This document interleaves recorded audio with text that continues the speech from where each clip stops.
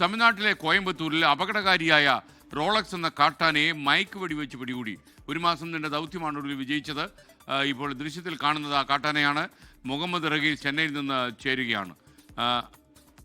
ഈ കാട്ടാനയാണ് മയക്ക് വെടിവെച്ച് പിടികൂടിയെന്ന് തോന്നുന്നു. റഹീസ്, വിശദാംശങ്ങൾ. കഴിഞ്ഞ ഒരു മാസത്തിലധികമായി ഈ വനംവകുപ്പ് ജീവനക്കാരെയും ഉദ്യോഗസ്ഥരെയും ഒപ്പം തന്നെ നാട്ടുകാരെയും വലിയ രീതിയിൽ ആശങ്കപ്പെടുത്തിയ റോളക്സ് ഒടുവിൽ ഇപ്പോൾ റോളക്സിനെ പിടികൂടിയിരിക്കുകയാണ്. ഇത് മാസങ്ങളായി ഇവർക്കൊരു തലവേദനയായിരുന്നു. ഈ ദൗത്യം തുടങ്ങി വെച്ചിട്ട് ഒരു മാസത്തിലധികമായി.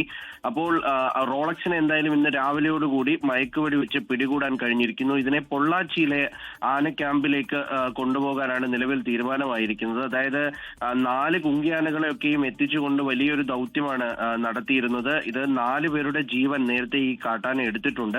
മാത്രമല്ല സ്ഥിരമായി ഇത് നാട്ടിലേക്ക് ഇറങ്ങുകയും ജനങ്ങളെ ഉപദ്രവിക്കുകയും ഒപ്പം തന്നെ ഈ വിളകളൊക്കെയും നശിപ്പിക്കുകയും ചെയ്ത പശ്ചാത്തലത്തിലാണ് ആളുകളുടെ ഒരു വലിയ ആവശ്യം കൂടി മുൻനിർത്തിക്കൊണ്ടാണ് ഇതിനെ പിടികൂടാനായി റോളക്സിനെ പിടികൂടാനായി വനംവകുപ്പ് ഒരു പദ്ധതി തയ്യാറാക്കിയത്. പക്ഷെ പലതവണ റോളക്സ് ഈ പദ്ധതികളൊക്കെയും പൊട്ടിച്ച് രക്ഷപ്പെട്ട് കടന്നിരുന്നു.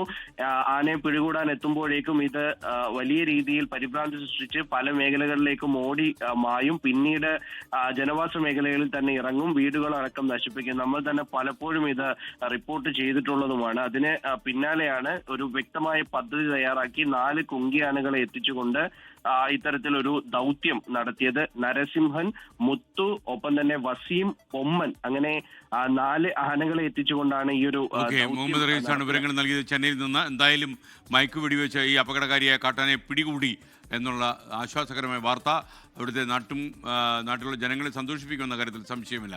ലോകത്തെവിടെയായാലും ഏത് സമയത്തും 24 വാർത്തകളും ഓഗ്മെന്റഡ് റിയാലിറ്റി പാക്കേജുകളും എക്സ്പ്ലെയിനറുകളും വിശദമായി കാണാൻ ഞങ്ങളുടെ യൂട്യൂബ് ചാനൽ നിങ്ങൾക്ക് സബ്സ്ക്രൈബ് ചെയ്യാം.